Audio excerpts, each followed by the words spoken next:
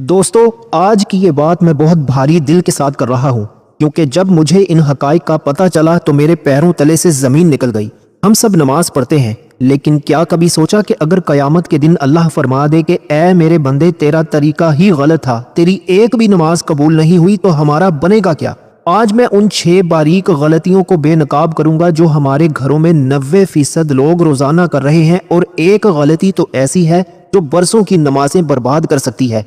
क्या आपको पता है कि आपकी 20 साल की नमाजें सिर्फ एक छोटी सी गलती की वजह से रद्द हो सकती हैं? और वो गलती हम सब रोजाना करते हैं, लेकिन हमें लगता है कि हम बहुत नेक काम कर रहे हैं। एक बहन ने पूछा कि भाई, मैं घर अकेली नमाज पढ़ रही होती हूँ, अचानक मेरा छोटा सा बच्चा सामने से गुजर जाता है, क्या मेरी नमाज टूट जाती है? क्या मुझे दोबारा पढ़नी पड़ेगी? वहीं एक भाई का सवाल आया कि भाई, मैं जब सुन्नत या नफल की नियत करता हूँ तो मुझे समझ नहीं आती कि मैंने क्या लफ्ज बोलने हैं। एक नौजवान ने पूछा कि भाई, मैं जब फर्ज नमाज पढ़ता हूँ तो क्या हर रकत में अलग सूरत पढ़ना जरूरी है, या मैं एक ही सूरत बार बार पढ़ सकता हूँ? और सबसे ज्यादा पूछा जाने वाला सवाल ये था कि नमाज के शुरू में हम जो सना पढ़ते हैं उससे पहले बिस्मिल्लाह पढ़नी है या नहीं। और भाइयों, सबसे ज्यादा परेशान कर देने वाला वो मंजर जो हमारे घरों में रोजाना होता है। आप जाए नमाज पर खड़े हैं और अचानक आपका छोटा बच्चा दौड़ता हुआ आपके सजदे की जगह से गुजर जाता है। अब आपका जहन नमाज में नहीं रहता, बल्कि उस टेंशन में आ जाता है कि या अल्लाह, क्या मेरी इतनी लंबी नमाज टूट गई? क्या अब मुझे दोबारा से शुरू करनी पड़ेगी? और क्या उस मासूम बच्चे को भी इसका गुनाह होगा? आज मैं आपको वो बात बताऊंगा जो आपके दिल से ये सारा बोझ उतार देगी।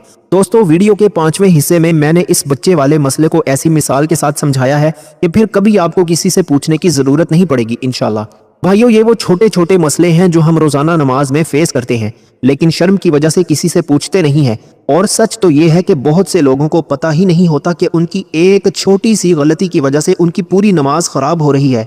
आज की ये वीडियो उन तमाम लोगों के लिए एक बहुत बड़ा तोहफा है जो अपनी नमाज को ठीक करना चाहते हैं। मैंने आज इन तमाम सवालों के जवाब देने के लिए इस वीडियो को तरतीब दिया है। मैं आपको एक एक बात इतनी सादा जुबान में समझाऊंगा कि आज के बाद आपके दिल में कोई शक बाकी नहीं रहेगा इंशाल्लाह। यकीन माने, अगर आपने आज ये चंद मिनट इस वीडियो को दे दिए तो कल कयामत के दिन आपको अपनी नमाजों पर शर्मिंदगी नहीं होगी इंशाल्लाह। तो एक सेकंड के लिए भी वीडियो को आगे मत कीजिएगा, क्योंकि हो सकता है वो एक बात जिसको आप मामूली समझकर छोड़ दें वही आपकी नमाज की कबूलियत का जरिया बन जाए। हम इस वीडियो में बारी बारी उन तमाम बातों पर बहस करेंगे। हम देखेंगे कि इमाम के पीछे फातिहा का क्या हुक्म है, सामने से गुजरने वाले का क्या मसला है, और वो कौन सी ऐसी गलतियां हैं जिनसे हम सब नादानी में बचना चाहते हैं। तो चलिए बगैर वक्त ज़ाया किए हम अपने पहले सवाल की तरफ चलते हैं जो सबसे ज्यादा पूछा गया है। देखें, नमाज कोई मामूली काम नहीं है कि जैसे दिल चाहा पढ़ ली और बस फारिग हो गए। ये अल्लाह के सामने खड़े होने का मामला है। अब जो बात मैं बताने वाला हूँ वो आपके रोंगटे खड़े कर देगी। अक्सर ऐसा होता है कि हम सालों से एक ही तरीके पर नमाज पढ़ रहे होते हैं और हमें लगता है कि हम तो बहुत नेक काम कर रहे हैं, लेकिन क्या कभी ये ख्याल आया कि अगर वही तरीका गलत हुआ तो क्या वो 20-25 साल की मेहनत ज़ाया तो नहीं हो रही?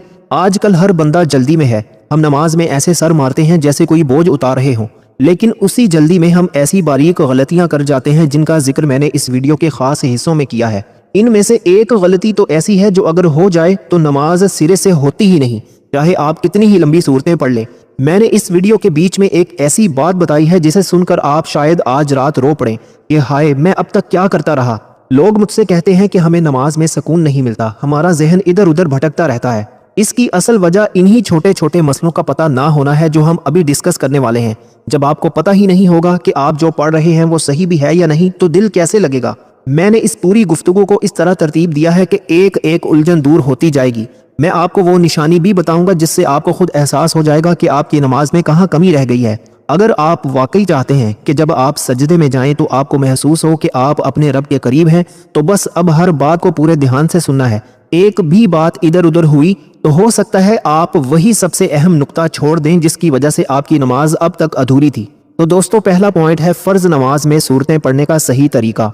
सबसे ज्यादा पूछा जाने वाला सवाल यह है कि क्या फर्ज नमाज की हर रकत में अलग सूरत पढ़ना जरूरी है, या हम एक ही सूरत बार बार पढ़ सकते हैं? अब इस बात को जरा तवज्जो से सुने, क्योंकि इसमें हमसे बहुत बड़ी कुताही होती है। देखें, फर्ज नमाज की पहली 2 रकतों में सूरह फातिहा के बाद कोई सूरत मिलाना वाजिब है। अब मसला ये है कि क्या हम पहली रकत में भी कुल हुवल्लाहु अहद पढ़ सकते हैं और दूसरी में भी वही दोहरा सकते हैं? तो इसका जवाब यह है कि बिला ज़रूरत ऐसा करना मकरूह तंज़ीही है, यानी नापसंदीदा है। अल्लाह ताला ने तो कुरान को इतना वसी बनाया है, फिर हम क्यों सिर्फ एक ही सूरत के पीछे पड़ जाते हैं? हाँ, अगर किसी को सिर्फ एक ही सूरत याद है, उसे कोई और सूरत आती ही नहीं, तो फिर उसके लिए वही सूरत बार बार पढ़ना जायज़ है, उसकी नमाज हो जाएगी इंशाल्लाह। लेकिन जिसे दूसरी सूरतें याद हैं, उसे चाहिए कि वो तरतीब का ख्याल रखे और अलग अलग सूरतें पढ़े। यहाँ रुक कर एक बहुत ज़रूरी बात समझ लें। बहुत से लोग एक गलती ये करते हैं कि वो कुरान की तरतीब उल्टी कर देते हैं। मसलन पहली रकत में सूरह नास पढ़ ली और दूसरी में सूरह इखलास। याद रखें, कुरान जिस तरतीब से नाजिल हुआ है ना, नमाज में भी उसी तरतीब से सूरतें पढ़ना वाजिब है। अगर आपने जानबूझकर तरतीब उल्टी की तो ये गुनाह है और नमाज दोबारा पढ़नी पड़ेगी। आपको चाहिए कि जो सूरत पहले आती है उसे पहली रकत में पढ़ें और जो बाद में आती है उसे दूसरी में। अगर आपको तरतीब का नहीं पता तो ये सीखना हम सब पर फर्ज है, क्योंकि गलत तरतीब से नमाज पढ़ना इस अजीम इबादत की तौहीन के बराबर है। अब कुछ लोग पूछते हैं कि भाई क्या हम फर्ज की तीसरी और चौथी रकत में भी सूरत मिलाएंगे? तो इसका जवाब है नहीं। फर्ज नमाज की सिर्फ पहली 2 रकतों में सूरत मिलाई जाती है। तीसरी और चौथी रकत में सिर्फ सूरह फातिहा पढ़ना सुन्नत है, वहां सूरत मिलाने की जरूरत नहीं होती। अगर कोई भूले से मिला ले तो सजदा सहव करना पड़ता है। इसी तरह एक और बारीकी समझें, अगर आपने पहली रकत में एक सूरत पढ़ी तो दूसरी रकत में उससे अगली सूरत पढ़ना या कम से कम एक सूरत छोड़कर उससे अगली पढ़ना बेहतर है। एक छोटी सी सूरत बीच में छोड़ देना भी नापसंदीदा अमल है। ये वो छोटी छोटी बातें हैं जो हमारी नमाजों में वो खुशबू और सुकून पैदा करती हैं जिसकी हम तलाश में हैं। दोस्तों, जरा सोचें कि जब हम किसी बड़े अफसर से मिलने जाते हैं तो हम कितनी तैयारी करते हैं, अल्फाज का चुनाव कितना सोच समझ कर करते हैं। तो जब हम कायनात के मालिक के सामने खड़े होते हैं तो क्या हमें उसकी किताब को उसके बताए हुए तरीके और तरतीब से नहीं पढ़ना चाहिए? नमाज सिर्फ जिस्म झुकाने का नाम नहीं है, ये दिल की हाजिरी का नाम है। जब आप तरतीब के साथ समझकर और सही तरीके से कुरान पढ़ते हैं तो आपको खुद महसूस होता है कि आपकी नमाज में वजन पैदा हो गया है। अपनी नमाजों को सिर्फ फारिग ना करें बल्कि उन्हें आरास्ता करें। दोस्तों, ये तो था सूरतों का मसला, लेकिन इससे भी बड़ा उलझाव तब पैदा होता है जब हम नियत करने लगते हैं। क्या जुबान से नियत करना जरूरी है? और सुन्नत या नफल की नियत में वो कौन से अल्फाज हैं जिनके बगैर नमाज ही नहीं होती?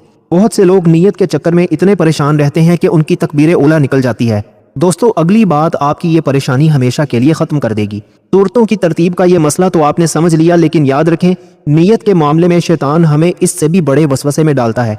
क्या आपको पता है कि नियत के वो कौन से लफ्ज हैं जो अगर आप ना बोलें तो शायद आपकी तकबीर उला ही जाया हो जाए? वो अगला हिस्सा आपकी जिंदगी बदल लेगा।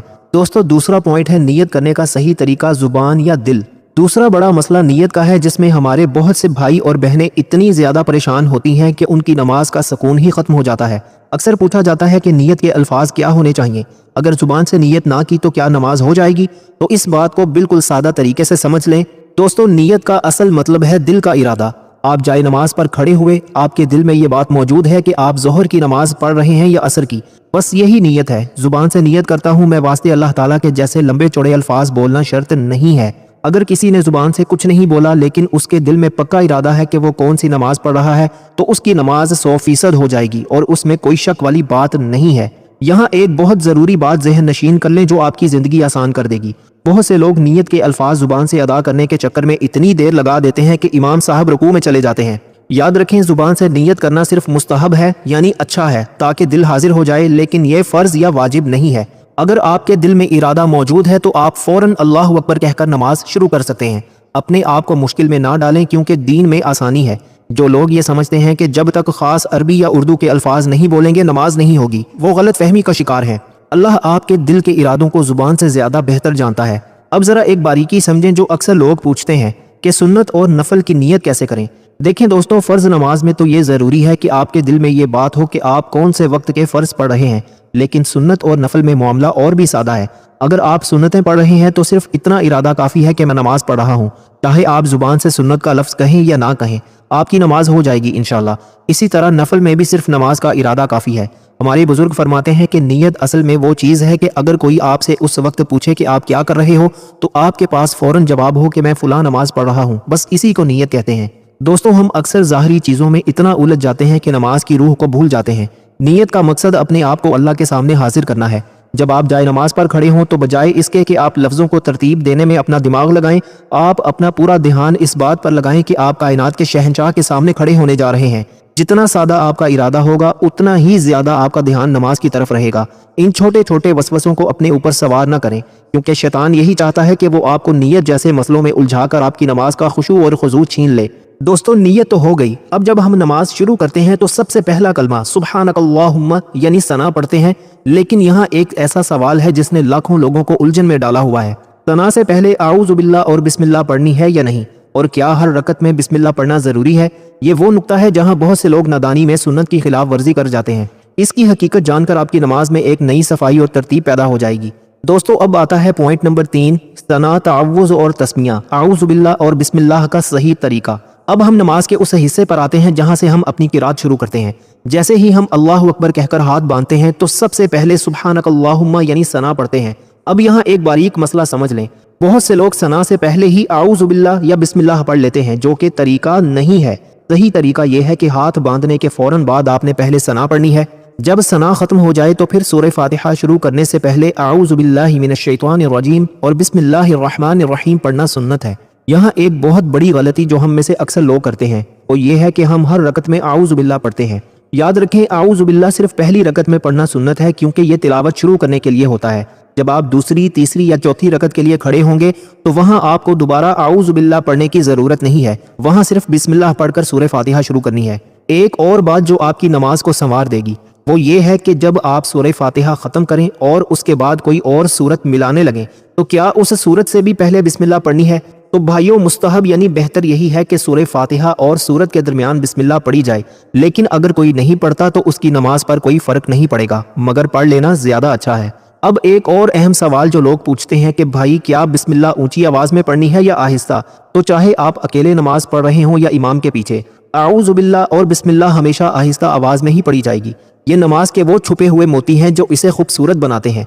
कुछ लोग जल्दी में सना पढ़ना ही भूल जाते हैं और सीधा आऊज़ु बिल्लाह पर चले जाते हैं। याद रखें, सना अल्लाह ताला की तारीफ है और किसी भी बड़े दरबार में हाजिरी का पहला असूल यही है कि पहले उसकी तारीफ की जाए। अगर आपने सना छोड़ दी तो आपने एक बहुत बड़ी सुन्नत छोड़ दी जिसका सवाब बहुत ज्यादा है। इसलिए इत्मीनान से एक एक लफ्ज को उसके हक के साथ अदा करें।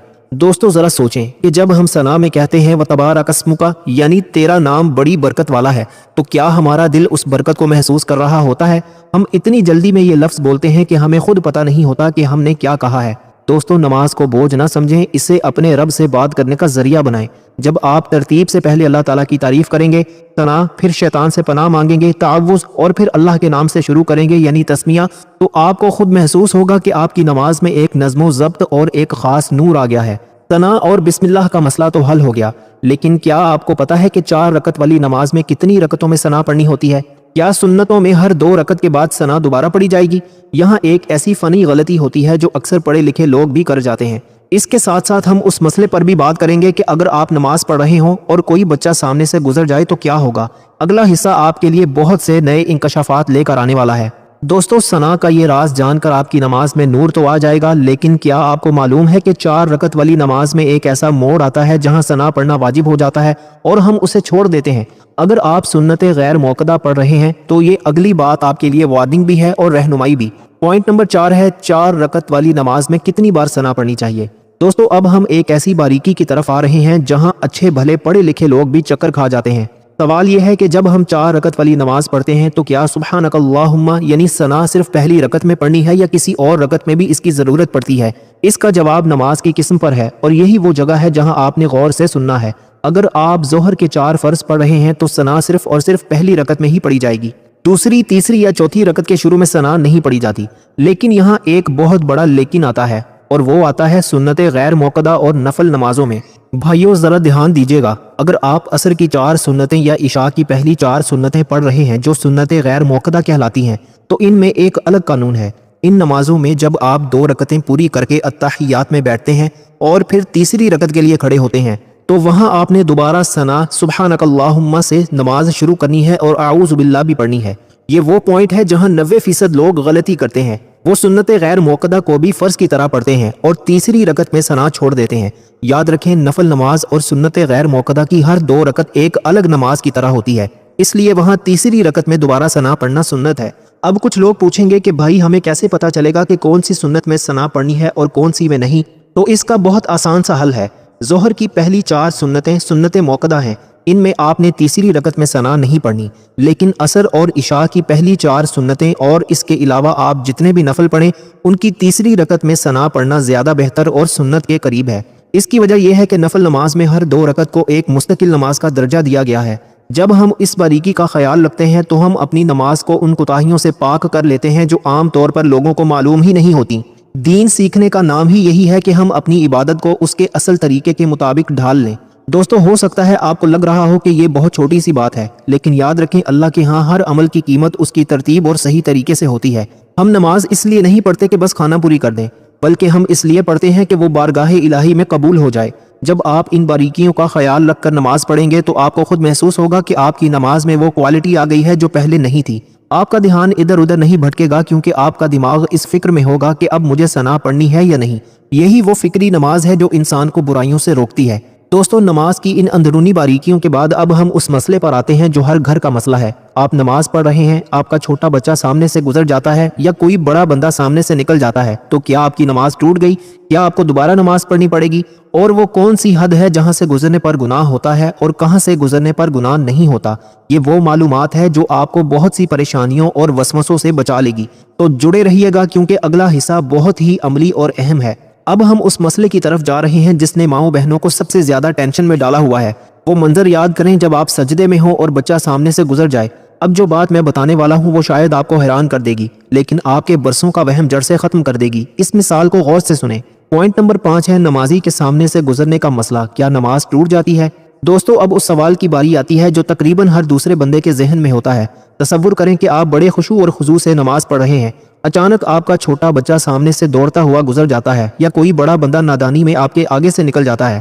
اب آپ پریشان ہو جاتے ہیں کہ ہائے، میری تو محنت ضائع ہو گئی، شاید میری نماز ٹوٹ گئی۔ تو سب سے پہلے تو یہ خوشخبری سن لیں کہ نمازی کے سامنے سے کسی کے گزرنے سے نماز نہیں ٹوٹتی۔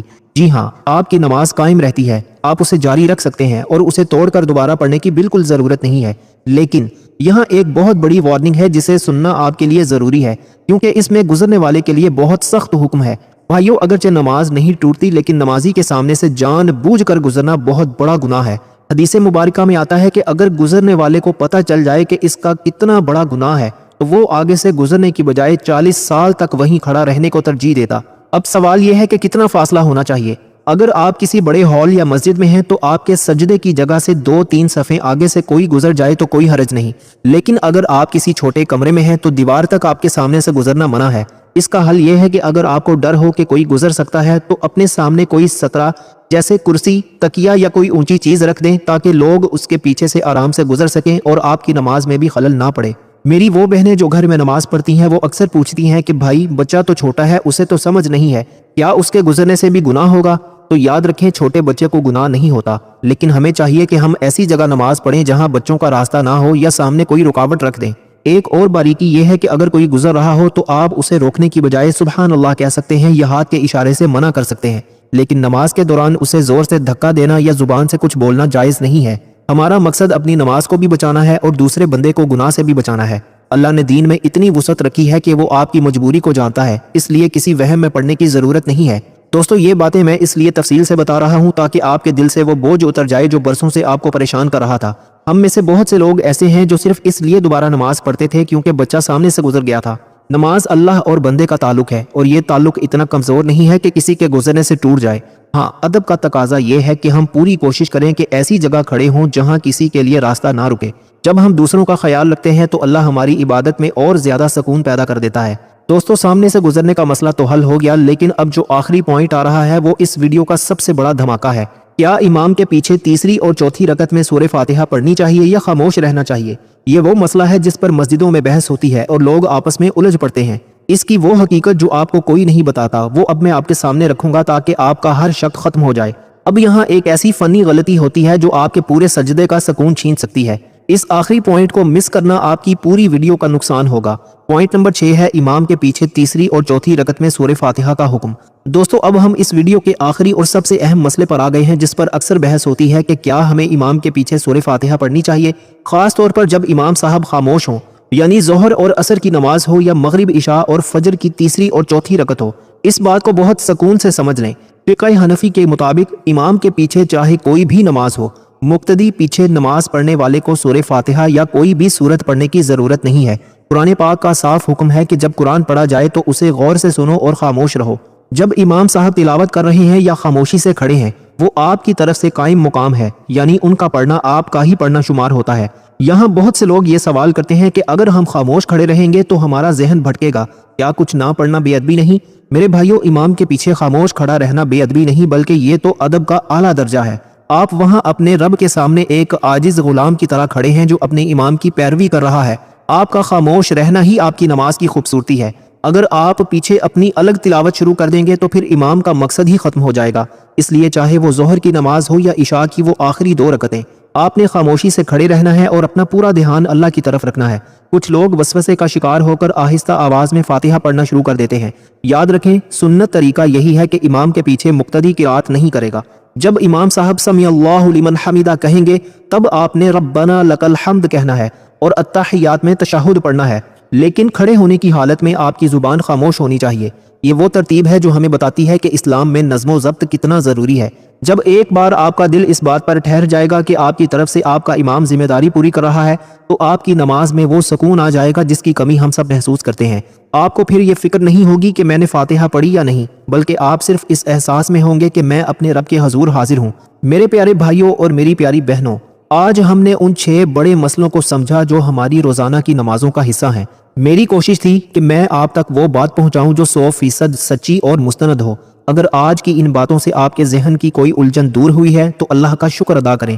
نماز اللہ کی طرف سے ہمارے لیے سب سے بڑا تحفہ ہے۔ اسے بوجھ سمجھ کر نہ پڑھیں بلکہ اسے زندگی کا سب سے قیمتی وقت سمجھ کر ادا کریں۔ اگر ہم اپنی نمازیں ٹھیک کر لیں گے تو یقین مانیں ہماری زندگیاں خود بخود ٹھیک ہونا شروع ہو جائیں گی۔ اس ویڈیو کو صدقہ جاریہ سمجھ کر اپنے گھر والوں اور دوستوں کے ساتھ ضرور شیئر کریں، کیونکہ اگر آپ کے ایک شیئر کی وجہ سے کسی ایک بندے کی نماز بھی ٹھیک ہو گئی تو آپ کی آخرت بن جائے گی۔ کامنٹس میں اپنی قیمتی رائے ضرور دیجیے گا کہ آپ کو یہ کوشش کیسی لگی۔ اللہ ہم سب کی نمازوں کو اپنی پاک اور بلند بارگاہ میں قبول و منظور فرمائے۔ اپنا بہت سارا خیال رکھیے گا اور اپنے اس چینل کا بھی، اپنے بھائی کو بھی اپنی خصوصی دعاؤں اور اپنے دل کے کسی کونے میں ضرور یاد